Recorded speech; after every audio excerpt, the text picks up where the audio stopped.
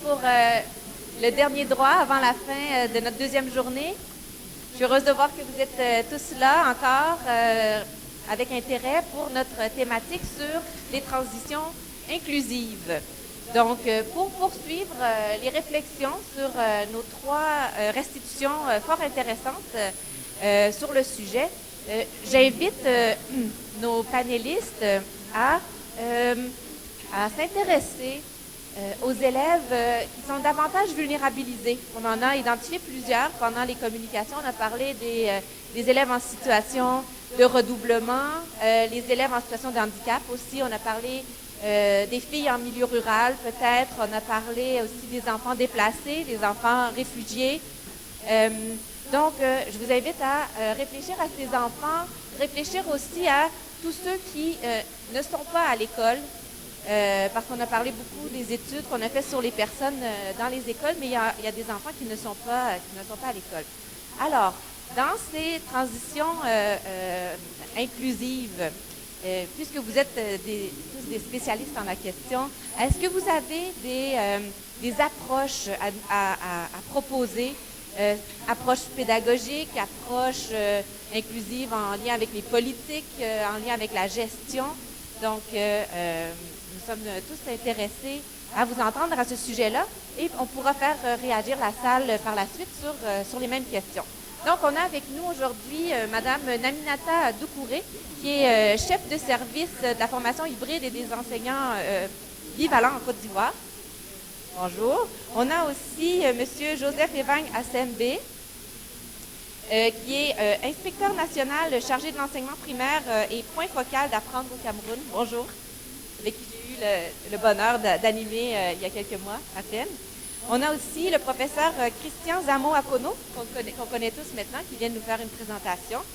Il y a aussi la professeure Micheline Joanne Durand, qui est membre du conseil scientifique Apprendre. On a le professeur Jean-Pierre Cuc, bonjour, qui de l'Université de Côte d'Azur en France. Et on a en ligne, peut-être, Jean-Pierre Delaubier, qui est le coordonnateur du groupe de travail numéro 6, c'est-à-dire le groupe de travail qui s'intéresse à l'appui au pilotage des systèmes éducatifs. On verra s'il peut se joindre à nous. Est-ce que j'ai oublié quelqu'un? Non? Vous remarquez que Jessica est toujours avec nous? Tu tiens toujours. Jessica, ça va? Oui, alors c'est notre rapporteuse. Elle pourra nous faire sa synthèse à la fin de l'activité. Alors, les panélistes prendront quelques minutes pour répondre à la question, susciter des réflexions supplémentaires. Sans plus tarder, Naminata, est-ce que tu peux briser la glace? Merci beaucoup, Émilie. Bonsoir à toutes et à tous. Donc, je pense qu'on va aller droit au but. Beaucoup de choses ont été dites depuis le début de ces échanges. On s'est rendu compte que les obstacles sont multiformes, ils sont variés. Et je pense que l'essentiel a été dit. Ça devait commencer pour une approche inclusive pour résoudre ces problèmes.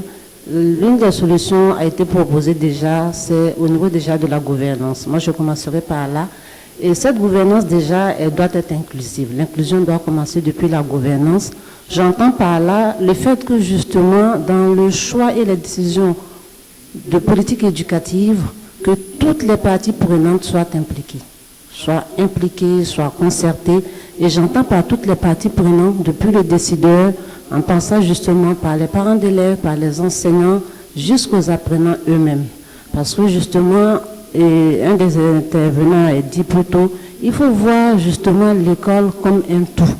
Il faut une approche systémique de l'école, faire en sorte que justement les décisions qui sont prises soient partagées, que les responsabilités soient partagées. Je vous donne un exemple. La politique de la scolarisation obligatoire, que beaucoup de pays de l'Afrique subsaharienne ont adoptée, cette politique, elle est la bienvenue, mais est-ce qu'elle a été mûrement pensée, mûrement planifiée? Est-ce que tous les acteurs ont été associés à cette prise de décision et à sa mise en œuvre? Aujourd'hui, qu'est-ce qu'on constate? C'est que si l'offre éducative s'est améliorée, la question de l'accès est restée en marge de cette décision. Aujourd'hui, on a des classes, on l'a dit, avec des effectifs pléthoriques, parce qu'on a décidé que tous les enfants de 6 à 13 ans soient scolarisés, mais cela n'a pas été accompagné par justement la mobilisation au niveau des infrastructures, au niveau des intrants, au niveau justement du recrutement des ressources humaines compétentes en termes d'enseignants, d'encadreurs pédagogiques et tout le reste. Donc l'inclusion doit déjà commencer en amont avec la mobilisation et l'implication de toutes les parties prenantes. Ensuite, comme on l'a dit également, aucun enfant, aucun ne doit être laissé pour compte.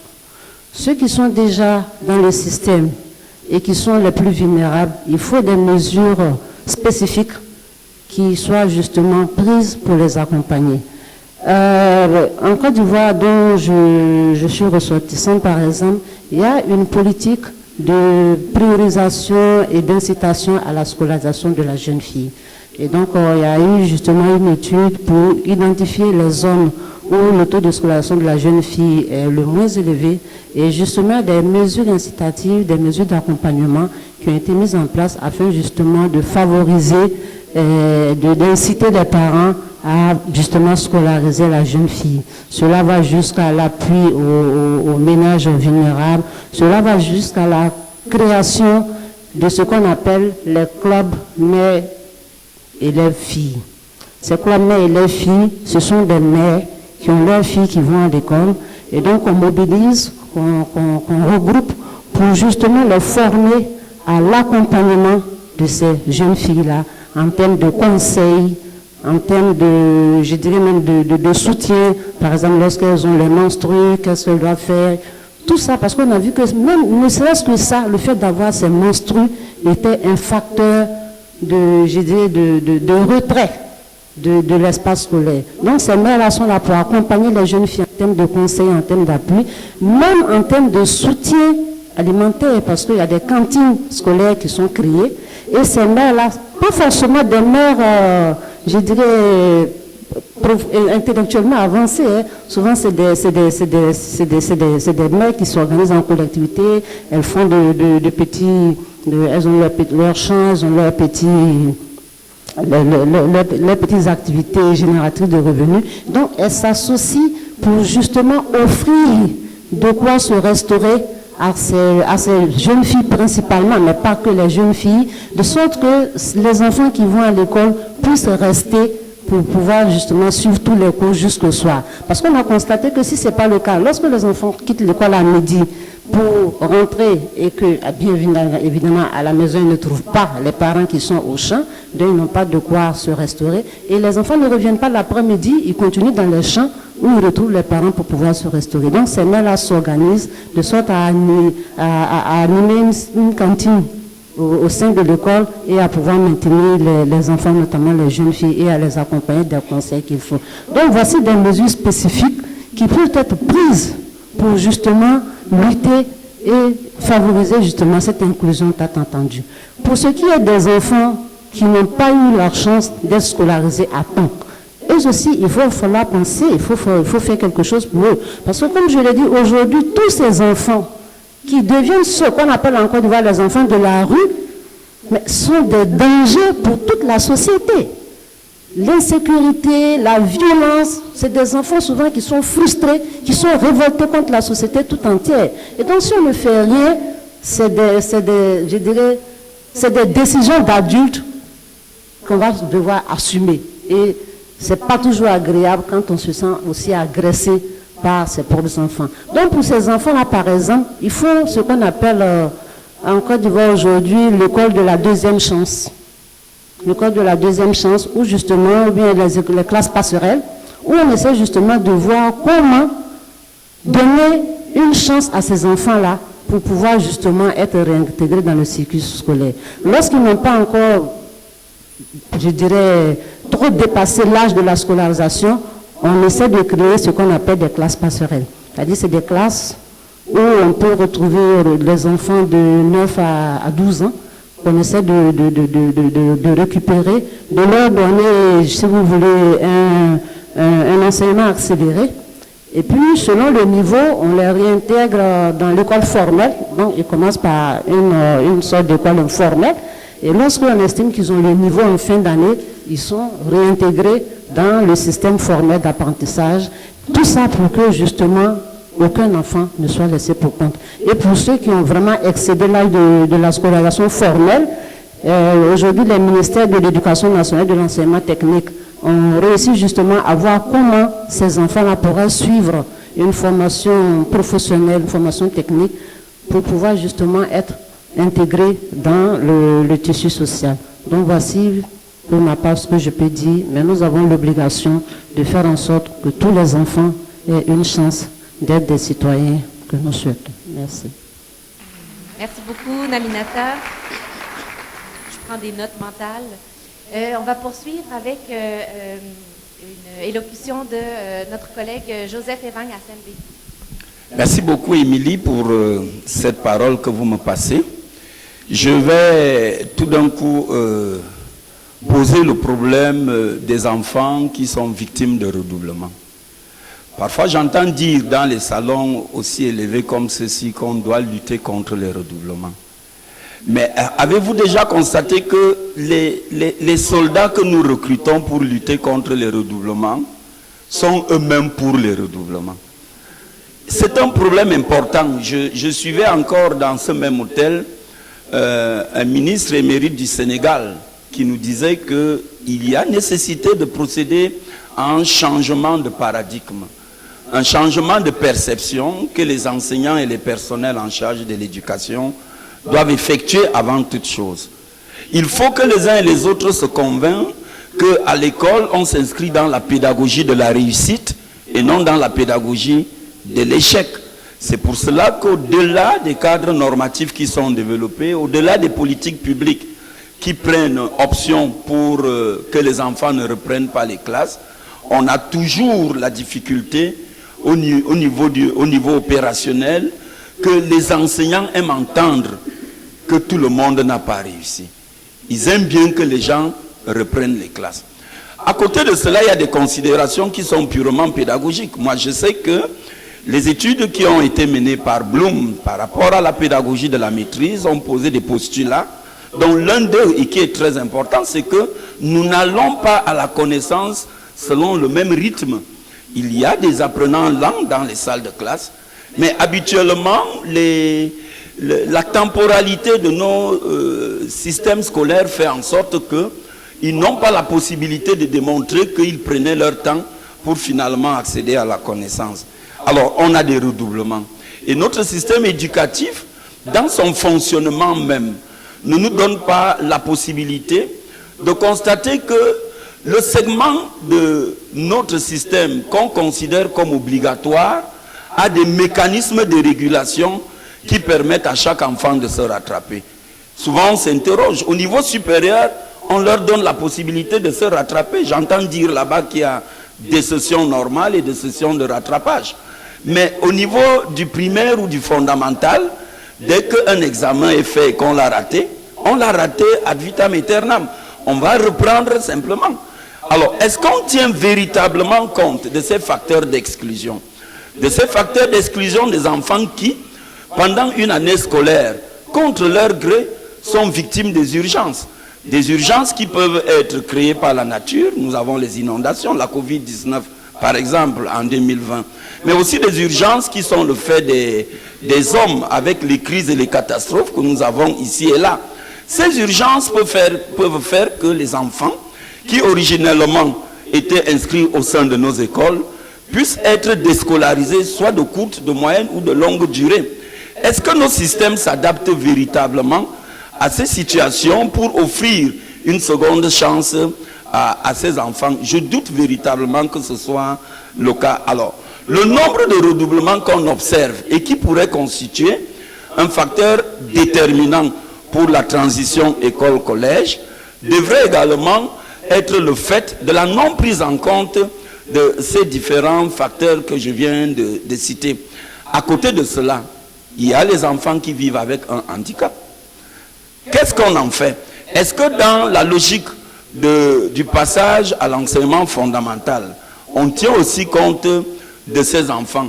Est-ce que dans la dynamique de la gestion de la classe, notamment sur le plan didactique, on tient compte de ces enfants?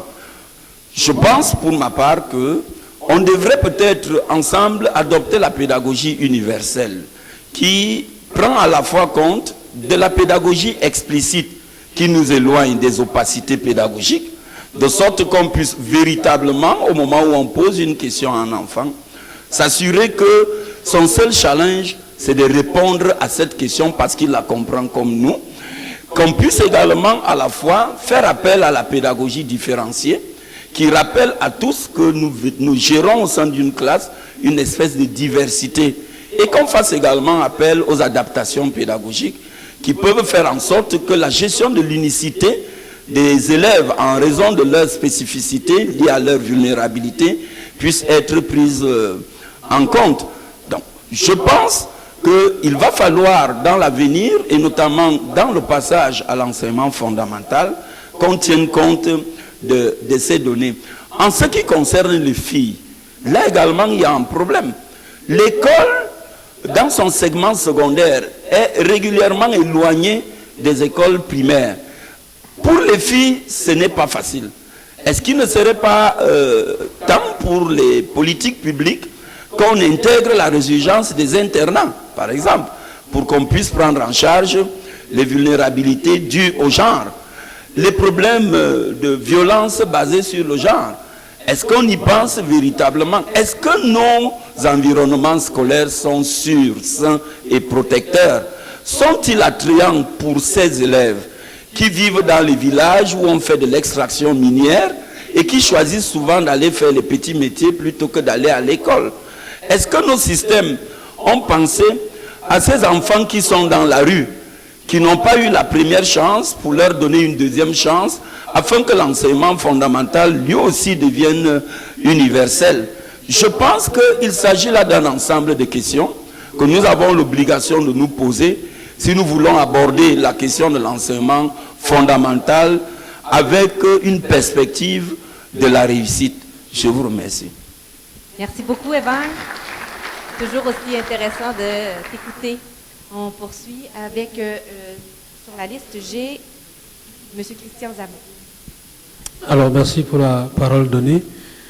La plupart des études ont mis en exergue un certain nombre d'inégalités qui sont observées à travers les pays. Maintenant, au terme des analyses, il faut déjà remarquer que on fait souvent la différence entre les inégalités d'opportunités et les inégalités d'efforts. Et dans tout ce qui a été mis en exergue, il y a une bonne dose d'inégalités d'opportunités qui apparaissent. Opportunités d'accès à l'école. Les gouvernements font beaucoup d'efforts dans ce sens en essayant de ramener les établissements scolaires un peu plus dans les coins reculés. Sauf que un des problèmes qui se pose dans ces pays-là, notamment le Cameroun, c'est celui de la rétention des enseignants dans ces établissements qui sont en zone rurale. Donc, il y a un vrai souci de politique publique à mettre en place pour s'assurer qu'au-delà de la construction des écoles, qu'on ait effectivement des enseignants qui sont présents dans ces établissements scolaires qui sont reculés.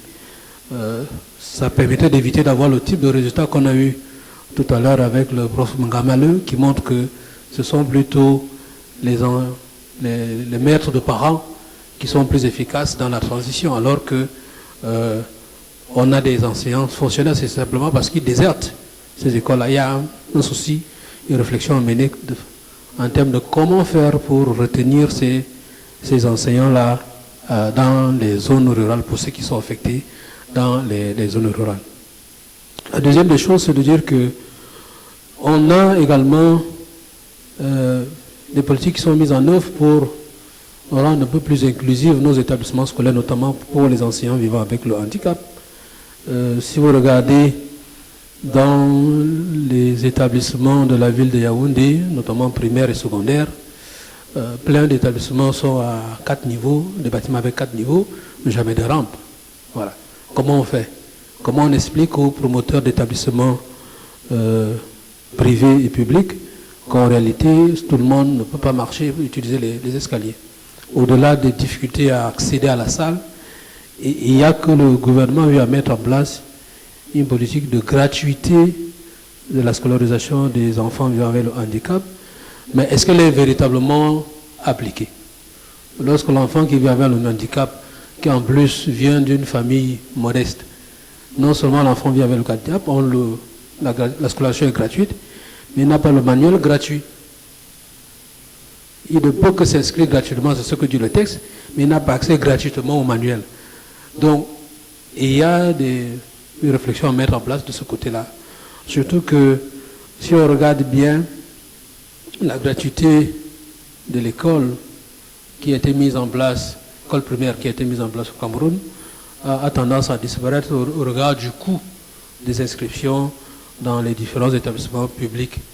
Maintenant, au jour d'aujourd'hui, malgré cette gratuité-là, bon nombre de parents préfèrent envoyer leurs enfants dans les écoles privées. Ça, c'est aussi un problème. Donc, du coup, il y a une véritable réflexion à aussi bien sur la capacité à accueillir des élèves qui vivent avec le handicap, mais aussi sur la question de la gratuité. Ce n'est pas la gratuité seulement de l'inscription à l'école, mais il y a le volet accès aux ressources documentaires qui mérite d'être abordé pour que tous puissent accéder aux mêmes ressources documentaires. La question de zones d'éducation prioritaire a été mise effectivement en place pour essayer de réduire les disparités entre les régions. Maintenant, on a choisi quelques régions du Cameroun, le Grand Nord et les régions du Nord-Ouest et du Sud-Est à cause de ce qu'on connaît là-bas. Mais il reste que, à force de se concentrer dans ces zones qui sont déclarées comme zones d'éducation prioritaire, on a tendance à oublier les enfants qui vivent dans les autres zones parce qu'ils ne sont pas considérés comme des zones d'éducation prioritaire. Donc il y a un risque d'oubli de ceux qui existent dans les autres régions. Donc il y a un souci d'équilibre dans la façon de mener la politique publique d'éducation pour s'assurer qu'aucun enfant n'est laissé en arrière. Bon, le prof Thiou a posé la question de savoir est-ce qu'on prend le global, est-ce qu'on gère le spécifique. À force de gérer le spécifique, parfois on oublie ceux qui ne font pas partie des spécificités répertoriées et on peut créer d'autres disparités qui peuvent apparaître en cours de route. Donc, je pense qu'il y a une nouvelle fois quelque chose à voir dans ce sens-là. En milieu urbain, au jour d'aujourd'hui, dans notre pays par exemple, il y a une forte proportion d'établissements privés. Et on a comme le sentiment que tout le monde fait la course à l'établissement privé parce qu'il a, entre guillemets, la prétention d'avoir la meilleure qualité de l'offre d'éducation. Mais cette idée-là même mérite d'être étudiée. Pourquoi est-ce qu'on va principalement vers le privé? Et ceux qui peuvent aller vers le privé se retrouvent dans le public et donc il y a une disparité. Voilà, il y a une disparité qui est créée. Et cette disparité-là est liée forcément aux conditions socio-économiques. Ceux qui ne peuvent pas envoyer leurs enfants dans le secteur privé sont résignés au secteur public. Ici, le secteur public n'est pas suffisamment doté en personnel, en ressources éducatives. Je pense qu'il y a deux, trois choses. Maintenant, nous abordons la question de la transition en faisant l'hypothèse qu'une fois qu'en sixième, on a transité. Mais il faut poser la question de la rétention de nos élèves dans le secondaire. Dès le secondaire, là, il y a de forts taux de déperdition. Je pense qu'il y a matière à réflexion également pour savoir qu'est-ce qui justifie que si on réussit à faire transiter des élèves du primaire vers le collège, mais qu'il y a des taux de déperdition élevés au collège, il y a un lieu de voir qu'est-ce qui doit être fait à ce niveau-là. Et je pense qu'on risque d'avoir les mêmes types de problèmes qui réapparaissent, les questions de coût de l'éducation, les questions de ressources éducatives, l'environnement scolaire qui n'est pas toujours adapté, la question du confiage des enfants parce que les parents sont en zone rurale. Donc, autant de problèmes qui méritent réflexion dans le contexte qui est le nôtre. Merci beaucoup, professeur Zamo, pour votre analyse systémique. Merci. On va passer la parole à Micheline Joanne Durand. Merci. Bonjour. Alors, plusieurs recherches se sont penchées sur la période de transition école-collège, qu'elle représente, selon la littérature, la plus déterminante en termes de persévérance scolaire, parce que c'est une période d'adaptation intense pour le jeune qui doit relever plusieurs défis, autant sur le plan physique que psychologique, social qu'environnemental. Alors, excusez. Alors, la thèse de Julie Ruel nous indique les conditions gagnantes d'une transition de qualité. Alors, elle parle d'une continuité éducative, de relations de collaboration entre les acteurs, incluant les parents, tout au long de la démarche, d'un temps nécessaire de collaboration par des rencontres, des échanges, des partages de savoir, et les deux derniers sur lesquels je vais m'attarder, les pratiques ajustées aux besoins des jeunes et des milieux, et la mise en place de pratiques transitionnelles structurées, bien planifiées, fréquentes et variées. Alors, selon moi, la transition commence dès la première année de l'école primaire. Pourquoi? Parce qu'un des facteurs de la transition, c'est la réussite scolaire des élèves. Alors, pour arriver à cette réussite-là, après 4, 5 ou 6 ans, il faut, dès la première année, dès l'entrée au primaire, dès l'entrée au fondamental, avoir des pratiques évaluatives qui sont inclusives. Alors, l'élève qui rentre en première année, c'est un élève qui a hâte de découvrir, qui est curieux d'apprendre et qui, souvent, est perturbé dans son cheminement par des évaluations qui l'empêchent de progresser. Donc, dès le départ, on lui demande de performer quand il est là pour apprendre. Alors, qu'est-ce que nous mettons en place? Ce sont des pratiques évaluatives inclusives, c'est-à-dire que c'est des pratiques d'évaluation qui sont dites en soutien à l'apprentissage. Alors, on n'évalue pas pour évaluer, on évalue pour apprendre. Alors, qu'est-ce que ça veut dire? Alors, dans notre tradition, on va parler d'examen diagnostique et on va parler ensuite de rémédiation. Quand on va observer les milieux, on va s'apercevoir qu'à partir de l'examen diagnostique, la prise en compte des différences des élèves n'est pas toujours prise en compte parce qu'après ça, on fait les leçons, la même chose pour tout le monde. Et ensuite, lorsqu'on parle de rémédiation, souvent les enseignants nous disent on n'a pas le temps de faire la rémédiation, il faut passer le contenu, il faut passer la matière. Donc, peu de rémédiation dans la réalité. Quand on parle d'évaluation en soutien à l'apprentissage, donc on parle d'un regard de l'enseignant qui apprécie régulièrement, quotidiennement, le travail des élèves et qui peut facilement voir qu'est-ce qui est acquis et qu'est-ce qui ne l'est pas acquis. Souvent, l'enseignant n'a pas besoin d'une épreuve formelle pour savoir quels sont les élèves qui ont fait les acquis des notions enseignées durant la semaine ou pas. En circulant dans la classe, en regardant les travaux des élèves, en leur donnant des tâches dans lesquelles ils vont pouvoir démontrer ces acquis-là, il peut facilement voir les élèves qui ont des difficultés et intervenir pas à la fin de la leçon, pas à la fin de la semaine, pas à la fin du cycle, mais immédiatement. C'est-à-dire qu'on appelle la rétroaction, donc une rétroaction qui est un ajustement immédiat sur la progression de l'élève pour l'aider à progresser. Alors, certains enseignants vont me dire, oui, mais on lui donne la réponse. Non. Alors, il faut montrer aux enseignants comment agir dans une évaluation en soutien à l'apprentissage. Il faut que l'enseignant donne aux élèves des façons de faire, des stratégies qui lui permettent par lui-même d'arriver à une solution. Alors, si l'élève manque de prérequis, alors oui, l'enseignant devrait lui apporter des prérequis nécessaires.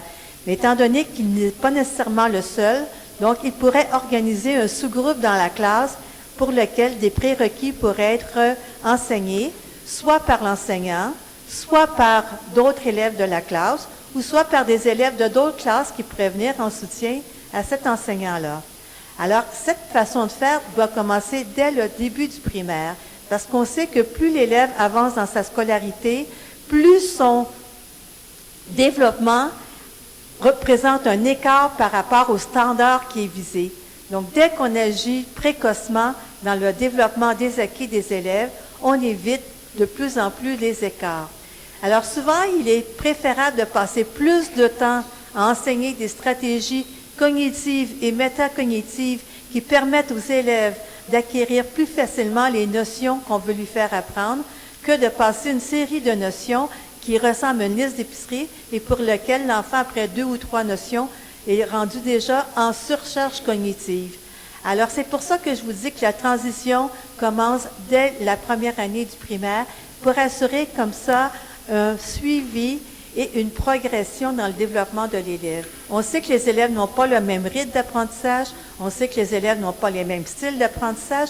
Alors, c'est pour ça que je suis très contente d'avoir entendu mon collègue parler de différenciation pédagogique. La différenciation pédagogique permet à l'enseignant de faire des aménagements au niveau des structures, des contenus, des processus et des produits. Donc, ces façons de faire ne font pas nécessairement de l'individualisation, mais permettent à un plus grand nombre d'élèves d'avoir accès à l'apprentissage. On a aussi parlé de la pédagogie universelle. Alors, chez nous, c'est la conception universelle de l'apprentissage. Et cette façon de faire permet à l'enseignant de faire différentes représentations. Donc, on parlait d'enseignement explicite, mais il y a différentes façons d'aborder des nouveaux concepts, des nouvelles façons de faire. Il faut aussi permettre à l'élève d'avoir plusieurs façons de s'exprimer et d'agir, et afin aussi de l'engager proprement dans ses apprentissages pour qu'on ait, qu'est-ce qu'on disait ce matin, le vouloir agir, lui donner le pouvoir agir, pour après ça qu'il nous demande son savoir agir. Merci Micheline, merci beaucoup pour ton apport. On passe la parole à M. Jean-Pierre Cuc.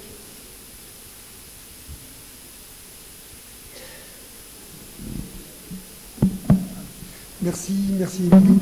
Alors, à la question posée par cette table ronde, première chose que je dois dire, c'est qu'évidemment, je n'ai pas de solution toute faite.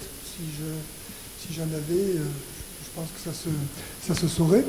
Mais je vais plutôt vous proposer quelques pistes méthodologiques d'approche de cette question, pistes qui me sont en fait suggérées, d'une part par mes convictions propres, mais aussi par l'ensemble de ce que j'ai entendu depuis hier des restitutions faites par les recherches, par les collègues de leurs propres recherches. Alors, de quoi est-ce que je veux parler avec ces pistes méthodologiques? C'est une tentative d'appréhension du sujet qui a plusieurs étapes. La première étant, bien entendu, d'identifier et d'évaluer les obstacles en question et de s'accorder sur leur définition.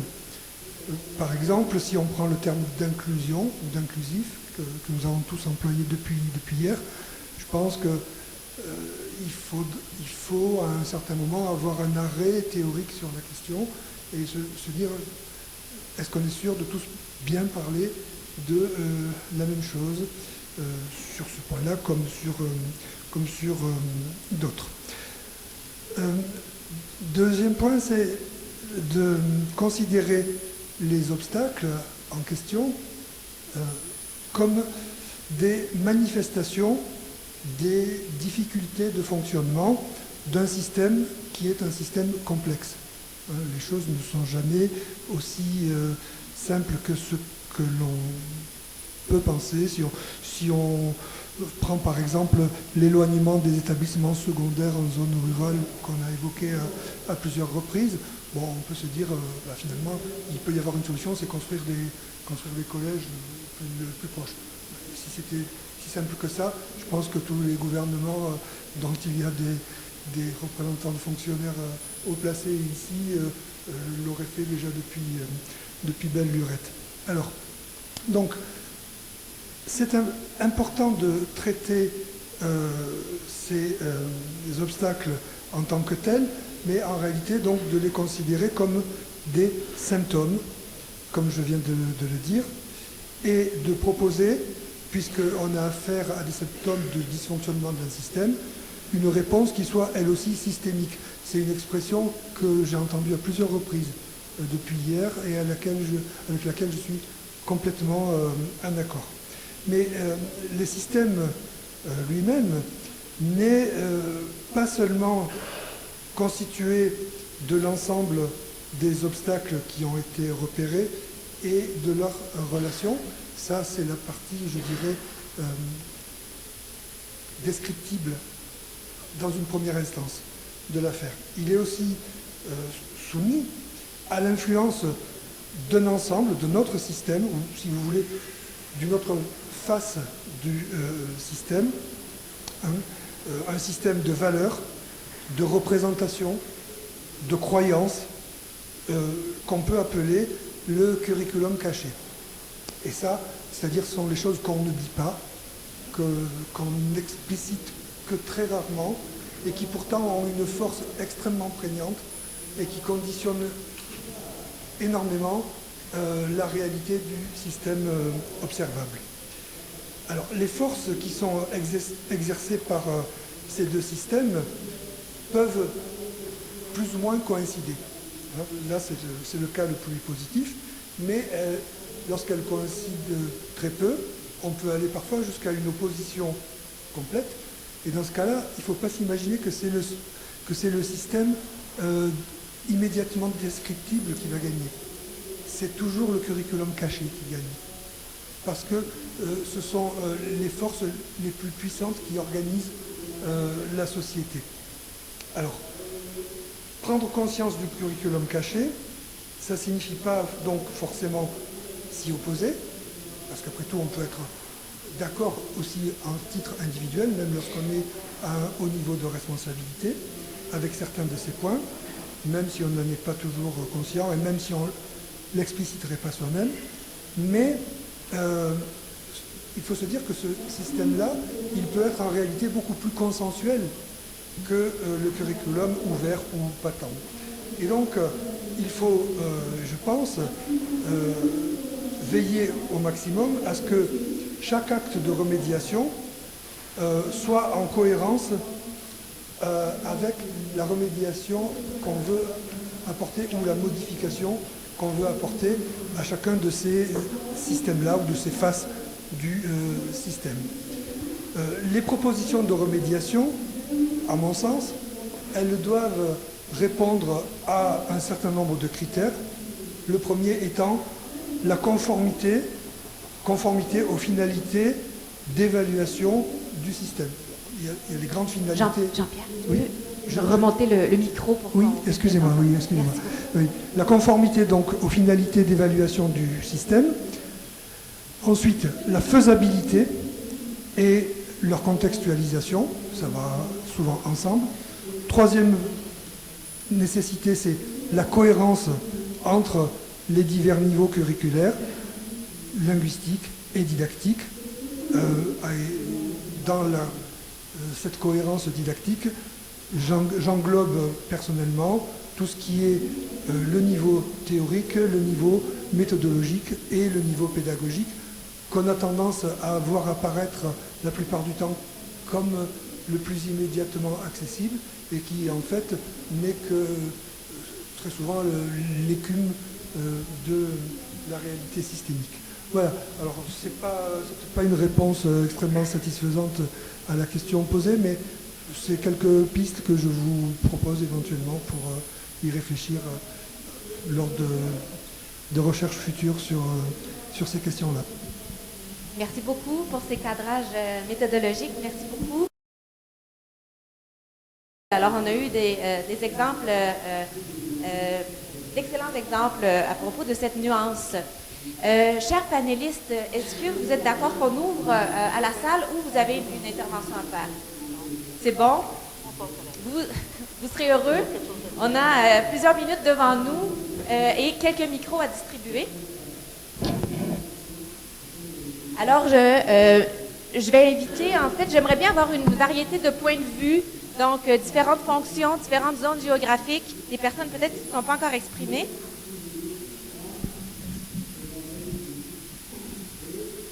Alors, merci pour votre excellente intervention. J'aimerais contribuer à cette réflexion par un point de vue didactique. Je pense qu'il n'a pas été suffisamment la question de la didactique aujourd'hui, bien que c'était le matin. Vous pouvez rapprocher le micro? Oui. Alors, ma contribution va être en résonance surtout avec celle de Micheline et de Joseph. Merci pour...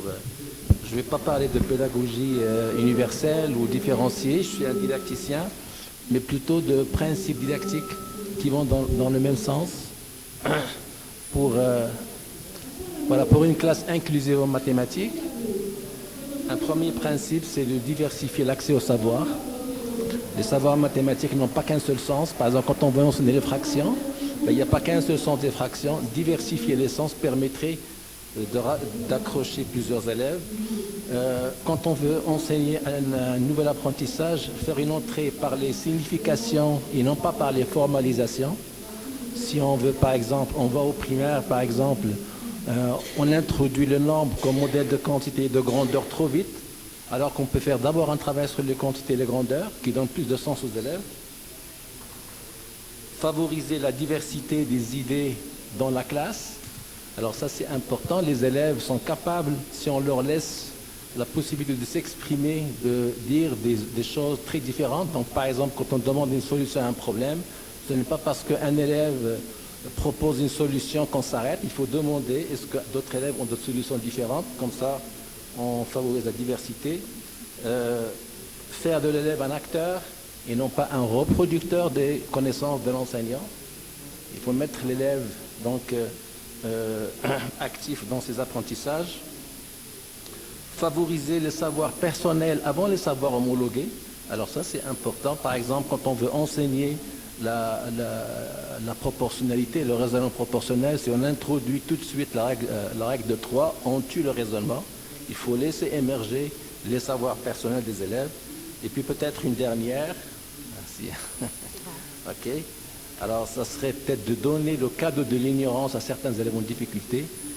Quand on regarde un élève en difficulté qui rebute toujours sur la même chose, par exemple sur un algorithme d'addition qu'il ne sait pas faire, travailler toujours la même chose, peut-être se dire, je donne le cadeau de l'ignorance de ce calcul et je passe à autre chose. Les maths sont tellement diverses et voilà, comme ça on pourrait l'accrocher davantage. Merci beaucoup.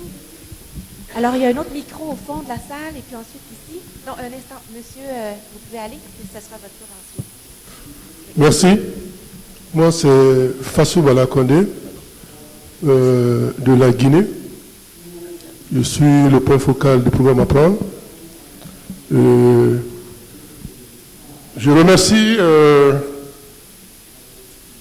disons, les cadres qui ont pris la parole sur la vision concernant les obstacles rencontrés pour les transitions plus inclusives. Dans mon pays, il y a deux couches qui souffrent beaucoup de cette situation. Si nous prenons par exemple les sourds-muets, il n'y a qu'une école primaire, une seule école primaire dans tout le pays qui s'occupe des sourds-muets. Et quand ils arrivent au niveau du CM, c'est là où leur cycle se limite. Il est de même pour les déficients visuels.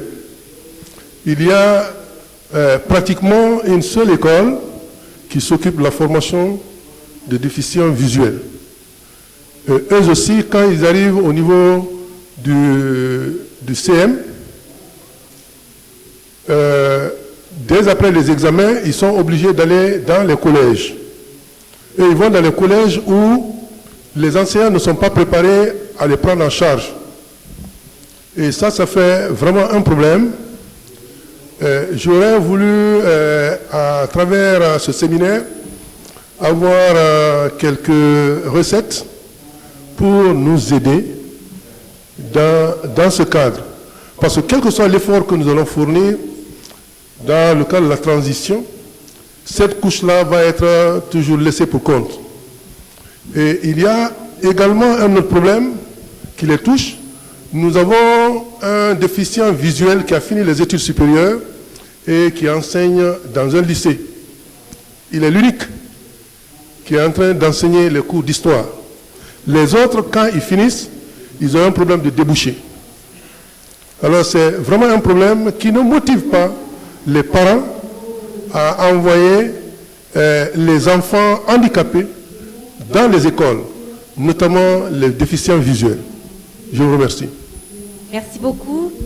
Merci beaucoup. Écoutez, je sais que la question ne s'adresse pas à moi, mais ce serait difficile de proposer une recette. Hein. On parle beaucoup de contextualisation, mais ce que je peux vous dire, il y a des conversations qui peuvent se poursuivre et le programme Apprendre entreprend justement est vraiment en direction de l'éducation inclusive de plus en plus. Donc, il pourrait y avoir des choses qu'on pourrait travailler ensemble. Merci pour votre commentaire. Merci de me passer la parole. Jacques Ngon de l'Université Yaoundé 1, enseignant. Alors, j'ai une question. Si nous comprenons la transition comme une harmonisation des paradigmes primaire, collège, alors est-ce que vous avez pensé quelques pistes pédagogico-didactiques pour y arriver? Merci. Merci beaucoup. Est-ce que des panélistes voudraient réagir au premier témoignage qu'on a eu dans la salle? Quelqu'un voudrait réagir?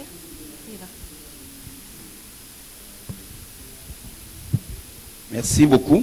Je vais faire une première réaction en attendant que les collègues puissent également réagir. J'imagine que la première question n'en était pas une, c'était davantage une contribution. Le collègue de la Guinée a posé le cas de la Guinée et a souhaité que nous partagions avec lui quelques pistes d'orientation qui pourraient aider ce pays à avancer dans le sens de la mise en place de l'éducation inclusive. Je sais qu'il y a quelqu'un qui a posé ici dans le panel la question de savoir si on avait exactement la même connaissance de l'éducation inclusive. Est-ce que quand on utilise ce concept, nous en avons exactement la même compréhension? Lorsque j'ai suivi le collègue, je comprends bien qu'il faille faire une différence entre une école dite spécialisée d'une école dite inclusive. Une école dite spécialisée, c'est l'école qui reçoit une catégorie spécifique d'enfants dont la vulnérabilité fait qu'à un moment donné, on a pensé qu'ils ne pouvaient s'épanouir que si ces enfants-là étaient ensemble. Mais en poussant la réflexion un peu plus loin, on s'est rendu compte que dans la volonté de surprotéger ces enfants, on a augmenté leur marginalisation. Parce qu'en fait, ces enfants, le fait de les mettre ensemble, ça les étiquette, ça les stigmatise et ça fait en plus que chaque fois qu'ils vivent, ils aient l'impression d'être des hommes à part. Alors, c'est en pensant à cela qu'on s'est dit qu'il fallait plutôt rendre l'école inclusive. C'est-à-dire que c'est le système qui doit se mouvoir pour offrir à toutes les catégories d'apprenants l'opportunité de se sentir à l'aise dans cette école-là. Une école est donc dite inclusive à partir de ce moment, lorsque on y retrouve et les enfants dits entre guillemets normaux et les enfants qui souffrent d'une vulnérabilité qui peut être un handicap, ça peut être une déficience, ça peut même être un état passager, par exemple pour ceux qui ont les troubles post-traumatiques. Donc, quand on parle d'école inclusive, il ne s'agit pas d'aller parquer dans un endroit les enfants qui ont une vulnérabilité similaire. Non, il s'agit de faire en sorte que les enfants, quelle que soit leur vulnérabilité, puissent évoluer avec les autres, parce que la couleur de la société, elle est exactement comme ça. Maintenant, pour chuter avec le collègue de l'Université de Yaoundé 1, qui parlait des pistes pédagogiques pour y arriver. Alors, moi, je l'ai dit comme ça pendant mon intervention. L'une des pistes vers lesquelles nous sommes en train d'aller aujourd'hui au Cameroun, c'est la pédagogie universelle. Voyez-vous, pour résoudre le problème de l'inclusion, il y a deux approches qui ont pignon sur rue dans le monde. Soit on prend l'individu, on le met au centre, et puis on crée une adaptation pour qu'il puisse évoluer avec les autres au sein du groupe. En ce moment, on parle justement des adaptations pédagogiques. C'est-à-dire qu'il a un problème, prenons le cas qu'il soulevait là-bas, quelqu'un qui est malvoyant ou qui est déficient visuel, on se préoccupe de voir comment on va procéder à la transcription en braille de tout ce qui le concerne. Et puis, par après, on va se demander, est-ce que dans la manière de le prendre, on peut faire une diffusion à l'ensemble du groupe pour que ceux qui auraient à peu près les mêmes problèmes puissent trouver bénéfice. En ce moment, c'est la première approche. C'est cette approche qui est l'entrée par l'adaptation. Mais il y a une autre entrée aussi possible. C'est celle qui est l'entrée par la différenciation. C'est-à-dire que l'enseignant qui prépare sa leçon a à l'esprit l'idée que la population de sa classe est diversifiée. Et donc, dans sa préparation initiale, il prévoit plusieurs styles d'entrée, plusieurs processus. Il essaie de lire le contenu pour le ramener à différents styles de manière générale. Si malgré tout cela, il subsiste un de ses élèves qui ne s'y adapte pas, en ce moment, il va créer une adaptation pédagogique. C'est les deux entrées possibles. On parle alors de pédagogie universelle lorsqu'on met ensemble la pédagogie explicite qui évite ce que j'ai appelé les malentendus ou les opacités pédagogiques, la pédagogie différenciée et les adaptations pédagogiques. En ce moment-là, on va parler de pédagogie universelle. Lorsqu'on vogue dans cette barque, on est à peu près sûr d'arriver à bonne destination. Merci. Est-ce que la salle, on a encore un micro à distribuer, monsieur, vous avez un témoignage ici? Ah oui, déjà un micro, c'est bon, pardon. Voilà, merci beaucoup.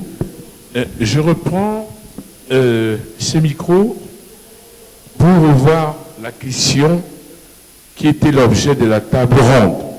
C'est surmonter les obstacles rencontrés pour des transitions plus inclusives. Il y a un Gabonais qui a écrit un livre, c'est L'école pour échouer. Il s'appelle Ngemando. Il pensait que l'école implantée en Afrique a échoué. Et lors d'un colloque, nous lui avons démontré que c'était faux parce que l'école permet plutôt que les gens se réunissent. Alors,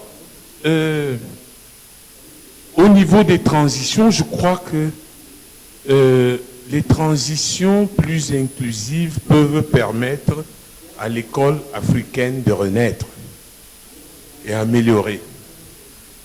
Pourquoi? Parce qu'il y a quand même plusieurs types ou ordres de pesanteurs. Dans ce séminaire, on s'est appesanti un peu plus sur des pesanteurs pratico-pratiques en éducation.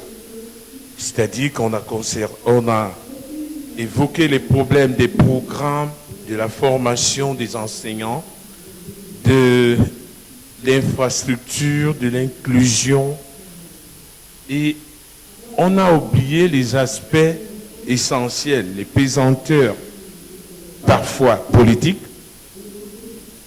parce que c'est eux qui ont la dernière décision, les pesanteurs économiques et financières pour mettre en œuvre ces projets, mais aussi les pesanteurs culturels qui apportent des résistances. Le professeur Xavier a parlé de l'enseignement technique et de la formation professionnelle. Le programme Apprendre a apporté la remédiation comme une stratégie qui peut améliorer les apprentissages. Maintenant, au niveau de l'enseignement fondamental, il faut quand même se dire que l'enfant qui atteint ce niveau peut déjà apprendre une profession très tôt. Et ça peut nous permettre de changer la donne. Donc, mon plaidoyer, c'est que, à côté des pesanteurs pratico-pratiques en éducation, qu'on essaye aussi de négocier avec les décideurs politiques en leur laissant l'attitude de comprendre qu'il y a des nouveaux enjeux. Et monsieur l'inspecteur de pédagogie chargé de l'enseignement primaire a évoqué des nouveaux facteurs qui perturbent davantage justement l'enseignement, par exemple au niveau primaire, l'éducation en situation d'urgence. Tant qu'il y a des poches de tension, il n'y a encore d'autres types de besoins, par exemple les déplacés internes et les réfugiés. Et là, il faut tenir compte de tous ces facteurs pour être capable de négocier un nouveau virage avec l'école. Et je pense que l'enseignement fondamental est une opportunité qu'il faut saisir pour essayer de mettre en œuvre tout ce que nous avons reçu dans ce séminaire. Merci. Merci beaucoup. Je trouve que vos propos font écho, vos derniers propos de la salle font écho aux premiers propos de notre collègue Naminata qui nous invitait vraiment à impliquer tous les acteurs et les actrices de l'éducation et les mobiliser vers l'inclusion. Donc, merci beaucoup. Ça résonne, ça nous fait une boucle. Je vais nous inviter à poursuivre les conversations ce soir, demain. Le chemin est long encore pour arriver à l'inclusion. Mais le chemin achève pour Jessica, notre rapporteuse de l'après-midi. Alors, on va lui demander de faire un exploit et de nous résumer en quelques termes, faire la synthèse en fait des discussions de l'après-midi. Merci. 1, 2, vous m'entendez? Oui. Ok, merci beaucoup. Voilà, je vais essayer de faire une synthèse synthétique. C'est pas évident parce qu'il y a eu beaucoup de choses qui ont été dites cet après-midi, et notamment en ce qui concerne le fait de surmonter les obstacles rencontrés pour des transitions plus inclusives, comme ça nous a été introduit par Émilie. Et donc, je vais commencer peut-être ce rapport, cette synthèse, en parlant peut-être des générosités et des spécificités qui existent dans ces différents projets qui ont été présentés dans la première partie de cet après-midi. Et donc, alors, on voit qu'il y a pas mal de similitudes entre tous les projets, mais d'abord, j'aimerais revenir sur une des spécificités qui a été abordée, et cette spécificité va se focaliser sur les disparités qui existent en fonction des régions dans tous les pays des études réalisées, et y compris, alors ce qui a été vraiment révélé, c'est qu'il y a des disparités évidemment entre les zones urbaines et les zones rurales. Donc là, c'est vraiment des spécificités, on va dire que c'est ce qu'il en ressort de tous ces rapports. En ce qui concerne les généricités, on peut voir que, premièrement, sont remises en cause les politiques publiques, et par rapport à tout ce qui est obstacle, qui pourrait être des obstacles à cette inclusion, et donc les obstacles sont multiformes, et donc je ne sais plus ce que j'ai écrit parce que j'ai mal écrit, veuillez m'en excuser. Et donc il faudrait que ces politiques éducatives soient plus impliquées dans une approche inclusive de ces élèves. Alors les recherches entreprises sont d'ordre socio-économique, et donc la question des revenus familiaux est très présente, la question de genre dans la transition école-collège est abordée dans les 3 projets, et puis évidemment le problème de déscolarisation. Donc pour le projet de Madagascar par exemple, il est question d'approche systémique de la transition école-collège, et cette étude met le focus sur les disparités qui existent concernant la transition au niveau socio-économique, et les disparités qui existent entre les riches et les pauvres, et donc cette transition serait liée évidemment aux conditions économiques.